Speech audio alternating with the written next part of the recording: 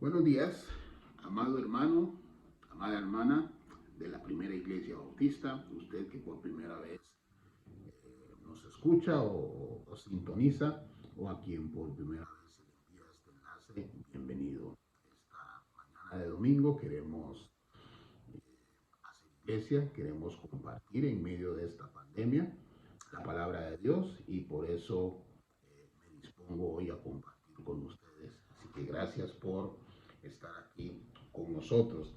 Esta semana pude vacunarme eh, contra el COVID y pensaba yo en lo que es una vacuna. Revisando me doy cuenta que es sencillamente el estímulo o la formulación de anticuerpos en, en nuestro cuerpo para prevenir futuras enfermedades.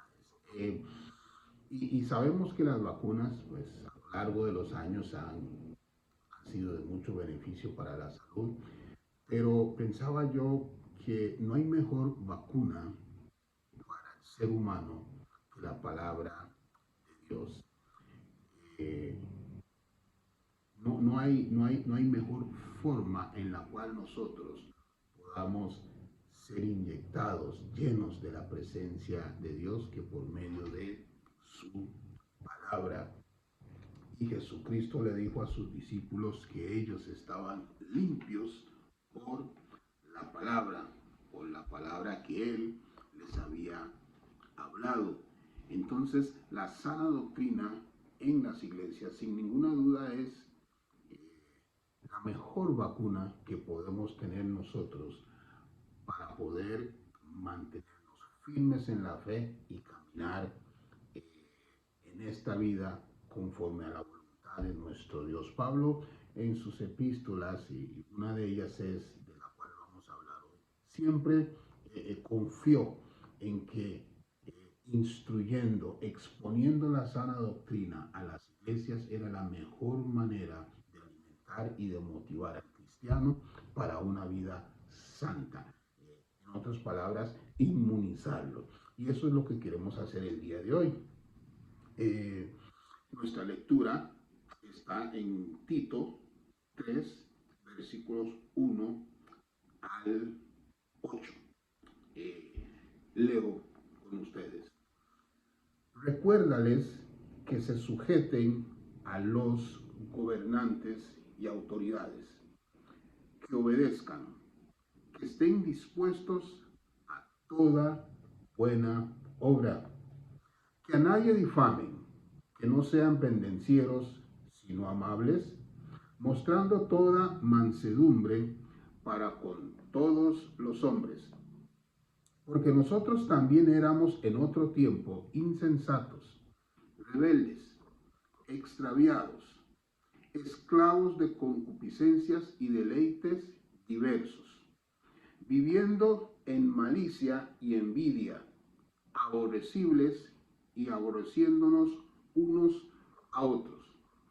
Pero cuando se manifestó la bondad de Dios nuestro Salvador y su amor para con los hombres, nos salvó, no por obras de justicia que nosotros hubiéramos hecho, sino por su misericordia, por el levantamiento de la regeneración y por la renovación en el Espíritu Santo, el cual derramó en nosotros abundantemente por Jesucristo nuestro Salvador, para que, justificados por su gracia, viniésemos a ser herederos conforme a la esperanza de la vida eterna. Palabra fiel es esta. Y en estas cosas quiero que insistas con firmeza, para que los que creen en Dios procuren ocuparse de buenas obras. Estas cosas son buenas y útiles a los hombres. Dios bendiga su palabra. Ore usted conmigo. Padre, te damos gracias y alabamos tu hermoso nombre. Bueno es Dios que nosotros podamos ser llenos de tu verdad, que podamos ser alimentados por tu palabra, que Jesucristo pueda morar y manifestarse a través de nosotros. Y en esta mañana queremos hacerlo, Dios, obedeciendo a tu palabra, buscando congregarnos a través de esta vía, pero sobre todo buscando que tu Espíritu Santo pueda alumbrarnos y que la palabra que hemos de escudriñar hoy pueda perfeccionar la obra que tú ya iniciaste. Por eso, Señor, ruego por una bendición sobre cada persona que esté escuchando y que esté recibiendo este mensaje. Que tú puedas abrir su entendimiento, amado Dios, que pueda haber mucho fruto por la semilla que tú siembres en su corazón. También ruego, Dios, que permitas que diligentemente, conforme me has preparado y por el poder de tu Espíritu, pueda entregar este mensaje y hacerlo, Señor, en la convicción de que es por tu voluntad, para tu gloria, en el nombre de Cristo Jesús. Amén y amén. El texto que tenemos hoy nos enseña que en el versículo 4 nos dice, pero cuando se manifestó la bondad de nuestro Salvador y su amor para con los hombres, nos salvó. Y dice aún, no por obras de justicia que nosotros hubiéramos hecho, sino por su misericordia, por el lavamiento de la regeneración, entiéndase por el perdón de pecados, y por la renovación en el espíritu, entiéndase por haber sido nacidos de nuevo, nacidos de lo alto. La Biblia nos enseña que nosotros recibimos la salvación porque Dios nos la dio. Lo digo de nuevo, nosotros recibimos la salvación porque Dios nos la dio y porque nosotros creemos en su palabra de que Él nos ha de salvar. O sea que la salvación es por medio de la gracia y por medio de la fe en Cristo Jesús. O sea, nosotros creemos en la evidencia que Dios nos dio de que Él nos iba a salvar. Y esa evidencia es a través de Cristo Jesús, a través de su muerte, a través de su resurrección. La confirmación de que Dios está satisfecho con la obra de Jesucristo es que le levantó de los muertos. Y es importante que nosotros podamos entender el por qué era necesario ser salvos. Siempre lo conversamos, pero es bueno que la iglesia lo recuerde. Que nosotros entendamos que era necesario ser salvos porque nos descarriamos. Porque dice la Biblia que ninguno buscaba o busca lo bueno. Isaías 64 en el versículo 6 nos recuerda, si bien todos nosotros somos como suciedad y todas nuestras justicias como trapo de inmundicia, y caímos todos nosotros como la hoja y nuestras maldades nos llevaron como viento.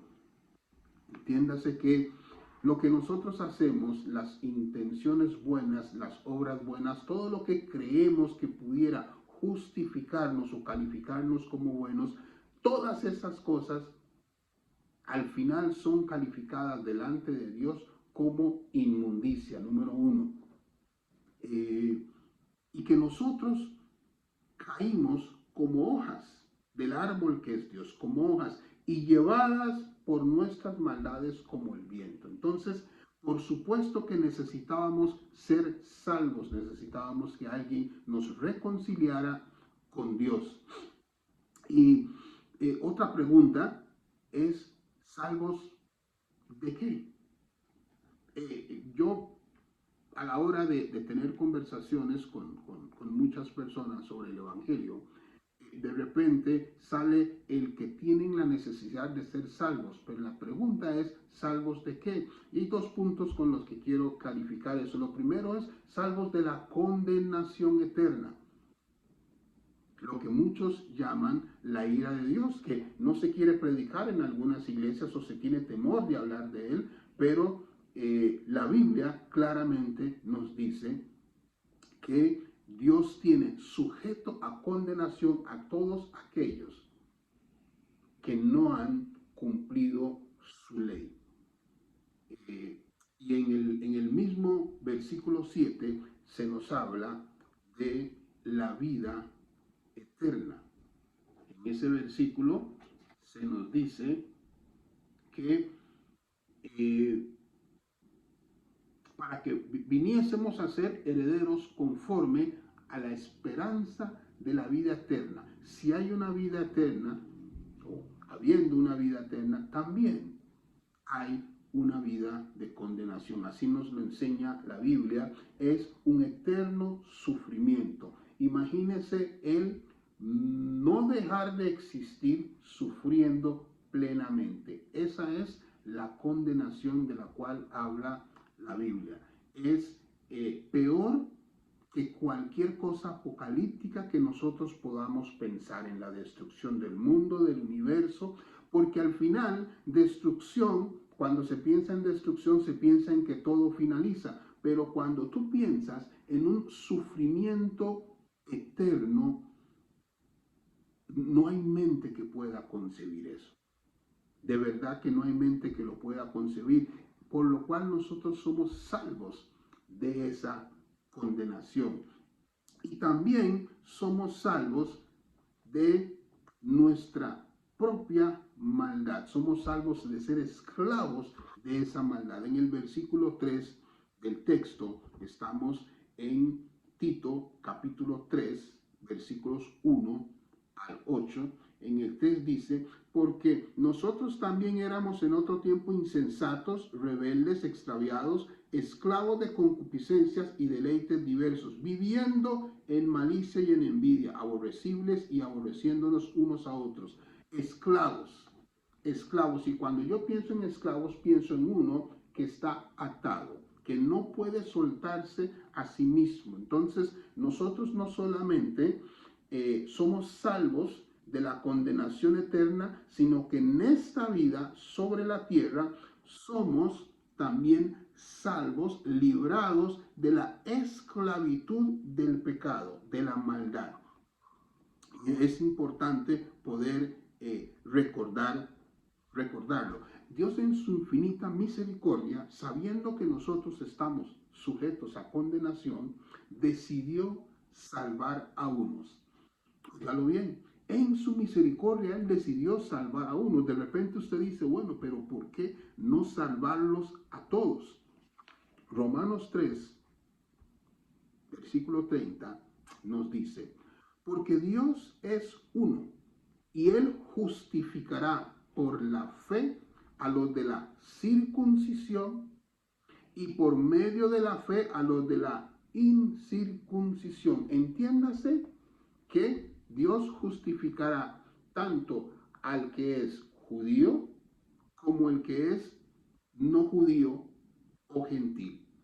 De cualquier raza, de cualquier comunidad, antes de Cristo, después de Cristo, varón, hombre, mujer, niño, Dios salvará de una sola forma. Es un solo mecanismo y es solo creyendo en Cristo. Por eso es que está escrito para todo aquel que en Él cree. Juan 6:35, y el que en mí cree no tendrá sed jamás. Juan 7:38, el que cree en mí, como dice la escritura, de su interior correrán ríos de agua viva, refiriéndose a la presencia del Espíritu Santo en el cristiano. Juan 11:25, el que cree en mí, aunque esté muerto, vivirá. Juan 12:46, para todo aquel que cree en mí, y no para que todo aquel que en mí, que cree en mí, no permanezca en tinieblas. Dios es el que declara justo al pecador. Y la Biblia habla de esta palabra, justificar. Nosotros realmente no somos justos, pero cuando Dios nos declara justos, entonces venimos a ser justos, porque Dios puede tomar de la obra que hizo Jesucristo, siendo inocente, habiendo muerto y resucitado. Dios nos imputa la justicia de Jesucristo, porque Él es justo, Él hizo lo bueno, nunca debió morir, pero el justo murió para que los injustos pudiésemos venir a vida eterna. Y esa justicia de Jesucristo nos es transferida, nos es imputada, es como si fuera un tema legal. Nuestra cuenta, como una cuenta bancaria, está vacía y de repente Dios la llena tomando de la cuenta de Jesucristo. Y Dios puede hacer eso para quienes Él quiera en su infinita soberanía. Ahora, por eso, ¿dejaremos de hacer obras buenas? En ninguna manera. Muchas veces se discute en las iglesias y aún hay separación de para qué sirven las obras. Y se habla de que muchos hermanos son en extremo religiosos por las cosas que tratan de hacer. Realmente nosotros no trabajamos para nuestra salvación. La salvación nos hace trabajar, que es diferente. Nosotros no somos salvos por nuestras buenas obras. Pero las buenas obras son una evidencia de nuestra salvación. Veamos siempre en este texto que escogimos hoy, en el versículo 5 al 7. Dice, nos salvó, hablando de la obra de Jesucristo, no por obras de justicia que nosotros hubiéramos hecho, sino por su misericordia, por el lavamiento de la regeneración. De nuevo, entiéndase, el lavamiento de la regeneración es el perdón de pecados, y por la renovación en el Espíritu Santo, o sea, el haber sido nacidos de nuevo, el cual derramó en nosotros abundantemente por Jesucristo, confirmando la obra, que Dios lo derramó por Jesucristo. Es lo que nos dice a nosotros el texto. Para que justificados por su gracia viniésemos a ser herederos conforme a la esperanza de la vida eterna. Dios sería justo y nadie le podría, pero absolutamente nadie le podría reprochar si Él enviara condenación absolutamente a toda la humanidad que Él creó. Nadie le podría tachar de injusto. ¿Por qué? Porque lo leímos anteriormente. Absolutamente todos se descarriaron. De hecho, lo justo por hacer es que Dios condene absolutamente a todos. Siendo Él un Dios justo, puro, inocente, Él debería de condenar absolutamente a todos. Y tal vez usted se pregunta y dice, bueno, pero ¿qué sucede con los niños pequeños, inocentes?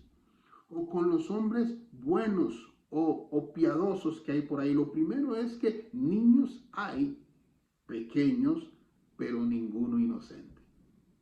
Toda la humanidad está sujeta bajo condenación por el pecado. No hay ni uno solo. No hay hombre piadoso, no hay hombre ni mujer piadosa que busque de Dios. Entonces esa palabra inocente usted no se la puede agregar.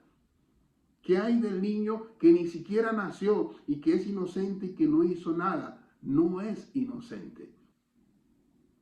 Nuestra concepción de lo que es el pecado y la inocencia es muy diferente a lo que la Biblia dice. La Biblia nos da a entender que absolutamente todos caímos, somos una raza caída y siempre tendemos a hacer el mal. El hecho de que usted mire que alguien no lo haya manifestado aún no significa que no sea una persona abominable delante de Dios. Entonces Dios en su misericordia proveyó en Cristo Jesús, satisfaciendo el cumplimiento de la ley. De modo que Él puede escoger, Dios mismo, a quien salvar y nadie lo puede señalar. Nadie puede decir que Dios no está haciendo lo bueno.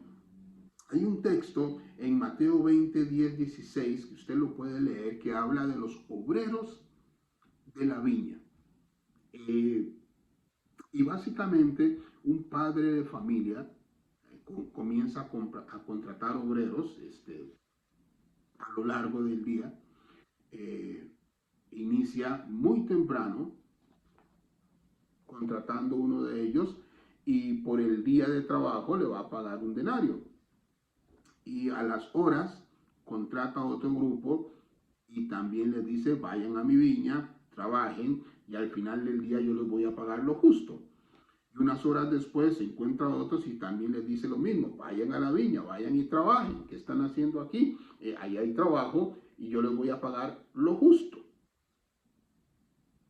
Y al final, faltando una hora para cerrar la jornada, se encuentra también a unos y les dice, vayan, también trabajen. Y al final yo les voy a pagar lo justo. Entonces, viene la hora de la paga, termina el día, y los últimos que llegaron, trabajaron, el padre de familia, el dueño de la viña, les da un denario. Y claro, él le prometió también un denario a los que trabajaron desde muy temprano. Entonces, dice la historia, la parábola, que cuando ellos iban como esperanzados en que iban a recibir más de un denario, porque vieron que los que trabajaron solo una hora recibieron un denario. Y no fue así. Ellos recibieron un solo denario, al igual que ellos. Creo que es bueno que nosotros busquemos esa lectura. Vamos a ver qué fue lo que le dijo Jesús en Mateo 20, 10 a estos hombres.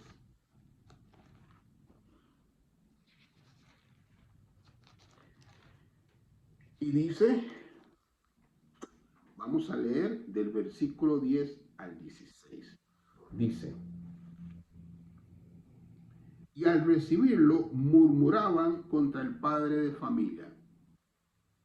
Al recibir el denario, los que trabajaron desde temprano, pensando en que era injusto el que ellos recibieran un mismo denario como los que trabajaron solo una hora. Versículo 12. Estamos en Mateo 20:12. Dice, diciendo, estos postreros han trabajado una sola hora y los has hecho iguales a nosotros que hemos soportado la carga y el calor del día.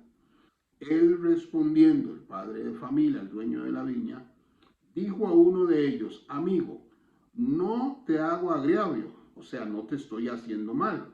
No conviniste conmigo en un denario, y la realidad es que al inicio está escrito, él les ofreció pagarles un denario a ellos y efectivamente así lo hizo.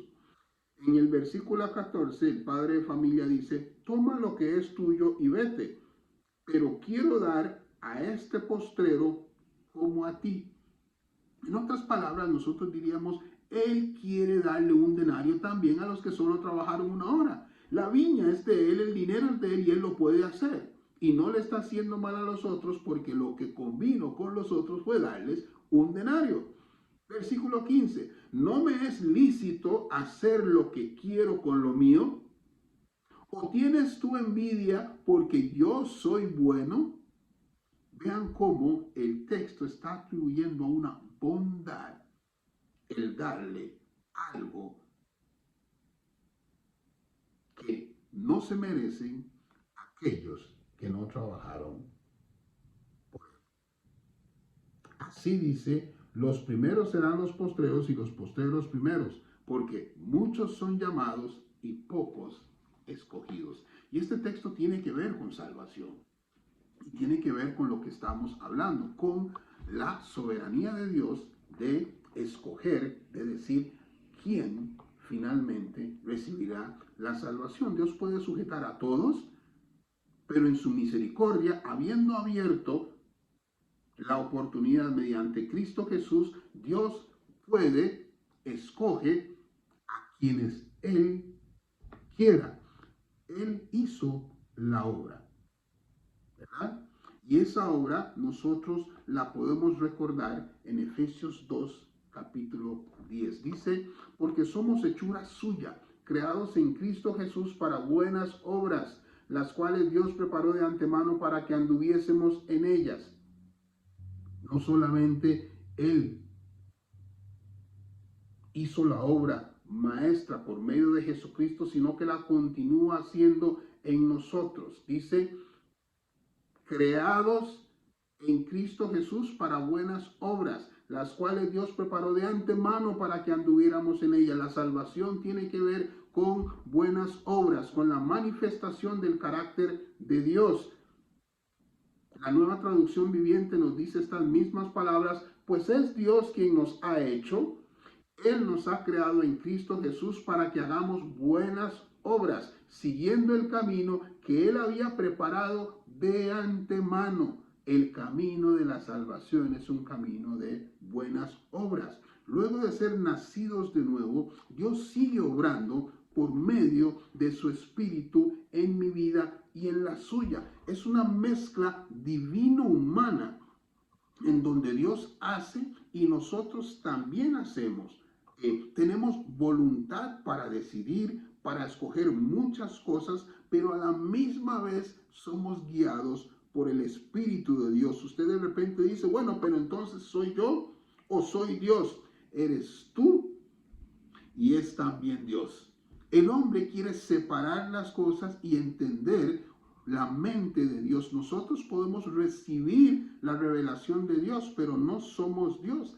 Él obra en nosotros y Él quiere que nosotros vivamos de esta forma por medio de su Espíritu, Él haciendo y nosotros también. Y eso no significa que el cristiano no es absolutamente responsable por las cosas que hace. Dios nos llama a cuentas. Lo que nosotros hacemos somos responsables de ello. Y de repente dices, pero no lo entiendo. Es que no es necesario que lo entiendas. Lo que es necesario es que lo aceptes. Porque pretender de nuevo entender muchas cosas de la Biblia es comprender la mente de Dios. Y lo que es necesario es que nosotros le conozcamos. Que nosotros, recordando lo que hizo Él en Cristo Jesús, podamos darle gloria haciendo buenas obras, las cuales Dios ordenó de antemano. Y como Él lo ordenó, si nosotros buscamos hacerlo, nos dará el poder para llevarlo al fin. Las buenas obras son la respuesta natural al corazón nuevo y al espíritu nuevo que Dios nos dio. No son la causa, pero sí son el para qué. El autor de Santiago nos lo relata de esta manera. Dice, Santiago 2:24, vosotros veis pues que el hombre es justificado por las obras y no solamente por la fe.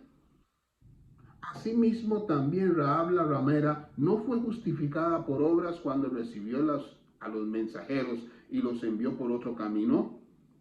Porque como el cuerpo sin espíritu está muerto, así también la fe sin obras está muerta.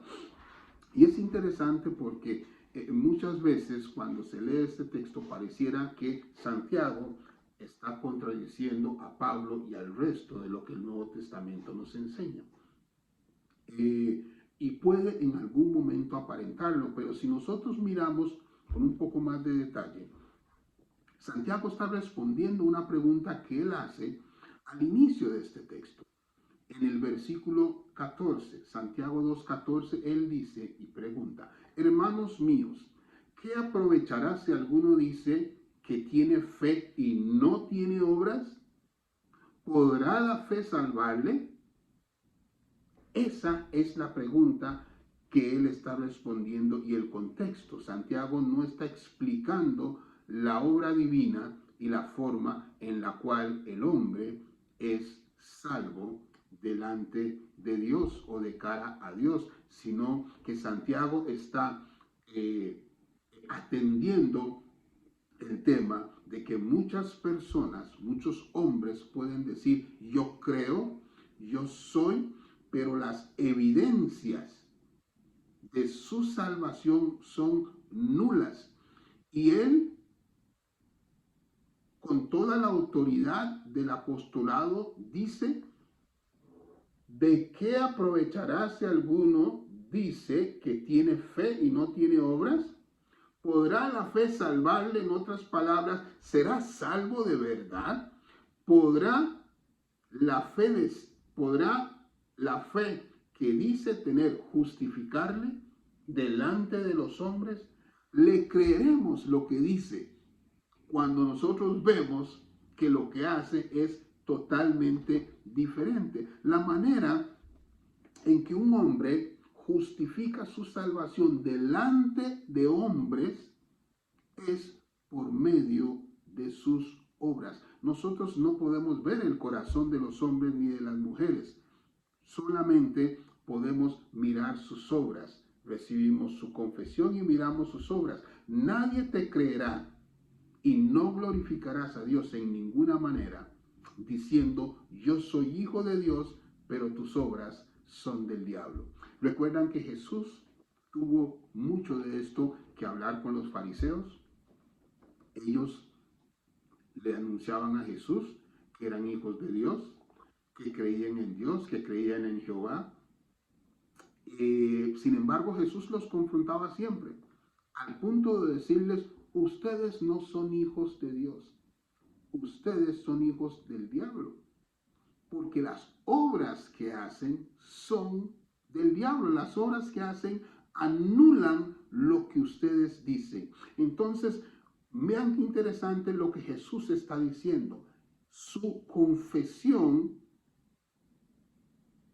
al final termina manifestándose en las obras que haces. Y lo que verdaderamente crees lo dice más tu obra que tu confesión misma.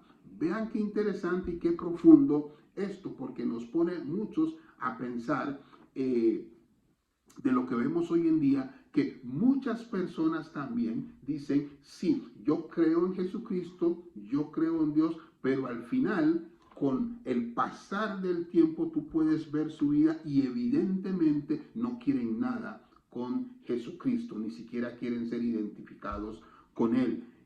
Con ello, tú, yo o cualquier persona tiene suficiente evidencia para dudar efectivamente de su salvación. Así alumbre vuestra luz delante de los hombres, para que vean vuestras buenas obras y glorifiquen a vuestro Padre que está en los cielos. Así dice Mateo 5:16. Así alumbre vuestra luz delante de los hombres. Siempre la salvación, la obra de Dios, ha tenido que ver con que la gloria de Él se manifieste.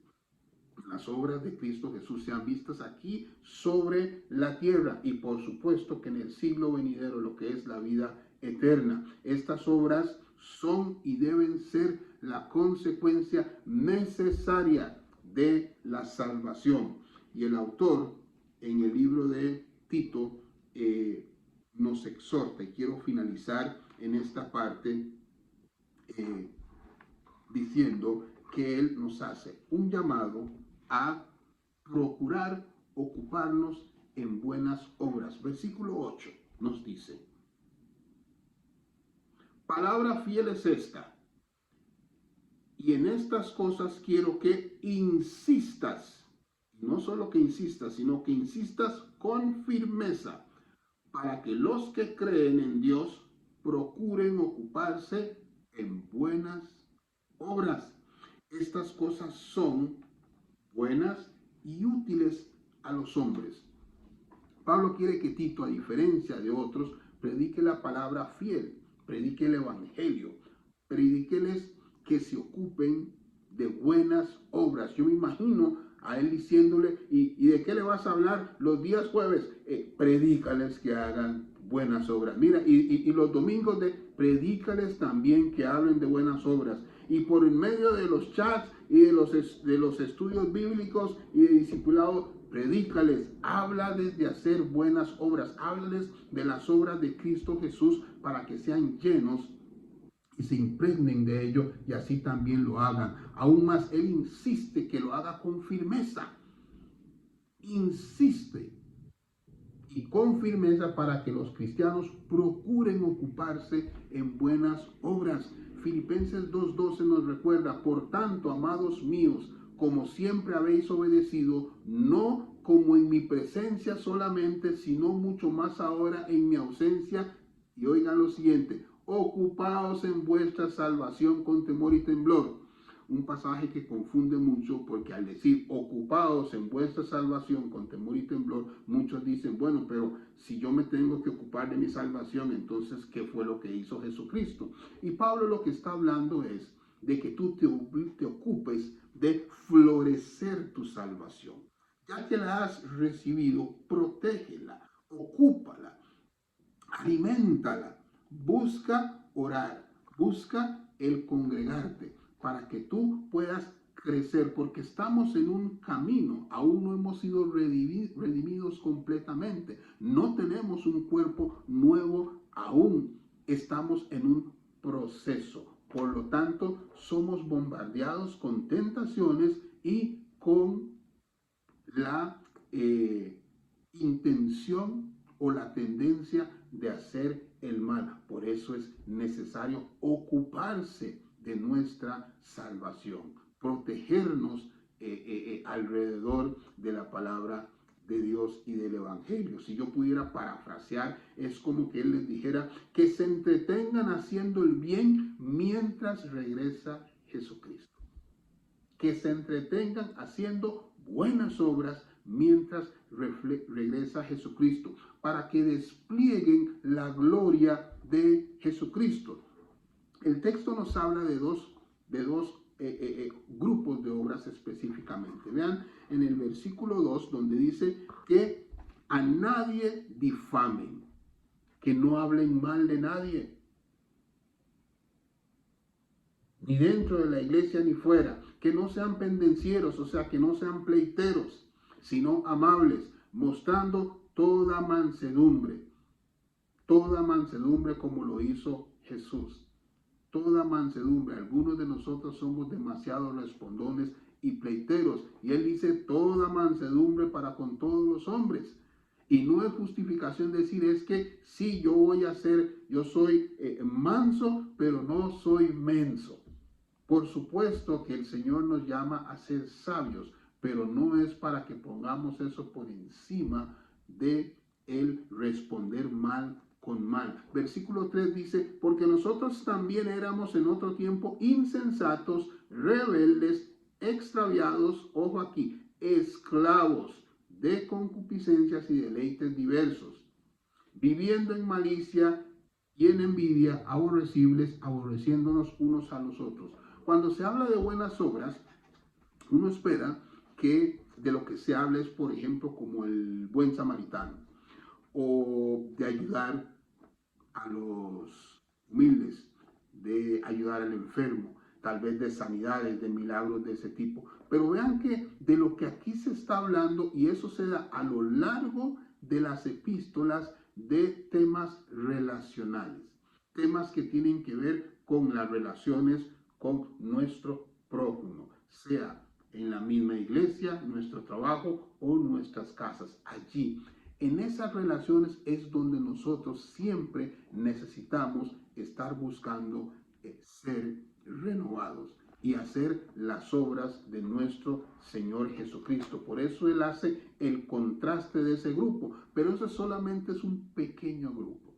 Usted y yo sabemos cuáles son las cosas con las que bregamos cada día y que debemos de llevar a Dios para que Él, por medio de su poder y sabiendo que queremos librarnos de ello, podamos manifestar la gloria de Dios, porque es un milagro exactamente igual el que se levante un hombre muerto, es igual de milagroso el que hoy en día nosotros no paguemos mal por mal, que nosotros oremos por nuestro enemigo, que con nuestro hermano de la iglesia nosotros podamos llevarnos bien y de poner a veces nuestro propio interés por el hecho de no ser piedra de tropiezo. Él nos exhorta, nos motiva Pablo diciéndole a Tito, como líder de iglesia, predícales, háblales, exhórtales para que ellos se ocupen de buenas obras. Esas obras son las que dan testimonio de nuestra salvación. No sea que nos pase como este grupo, del cual en el mismo libro, en la misma carta de Tito, versículo 16, en el primer capítulo, en Tito 1:16 dice, hablando de un grupo de personas, dice, profesan conocer a Dios, pero con los hechos lo niegan, siendo abominables y rebeldes, reprobados en cuanto a toda buena obra. Nótese que en qué se enfoca Pablo para definir la reprobación de otros. En lo que profesan, o sea, en lo que dicen, o en lo que hacen. El texto nos lo responde. Dice, reprobados en cuanto a toda buena obra. Pablo no le hacía mucho caso a lo que este grupo decía, sino a lo que realmente hacía. Y si profundizamos en el libro, en la carta de Tito, sabemos que se está refiriendo a un grupo de judíos que se acercaron al cristianismo, pero que comenzaron a apartarse, enseñando otras cosas y enseñando que no solamente era necesario Jesucristo, sino también había que agregar algunas otras cosas a la salvación de Jesucristo. Y así los trata Pablo. Dice, profesan conocer a Dios, pero con los hechos lo niegan, siendo abominables y rebeldes, reprobados en cuanto a toda buena obra. Las obras que debemos de hacer nosotros, en las que debemos de estar enfocados, son las obras que son luz del mundo, las que alumbran, las que guían. Las obras que son sal de la tierra, nos enseña la Biblia, las que preservan relaciones, preservan la iglesia. Son todas aquellas cosas que nos permiten poder conducirnos, porque bueno es todo lo que nosotros hacemos para con otras personas, los ministerios, las tareas, todo lo que realizamos, pero en ese camino nuestras intenciones, las relaciones terminan muchas veces dañando el fin último de esa acción. Y de esas obras debemos nosotros ocuparnos, de las obras que el carácter de Cristo nos permite manifestar. Cierro con este versículo, palabras del libro de la epístola de Filipenses, capítulo 4, versículos 8 y 9. Por lo demás, hermanos, todo lo que es verdadero, todo lo honesto, todo lo justo, todo lo puro, todo lo amable, todo lo que es de buen nombre, si hay virtud alguna, si algo digno de alabanza, en esto pensad. Lo que aprendisteis y recibisteis y oísteis y visteis en mí, esto haced, y el Dios de paz estará con vosotros. Que Dios le continúe bendiciendo.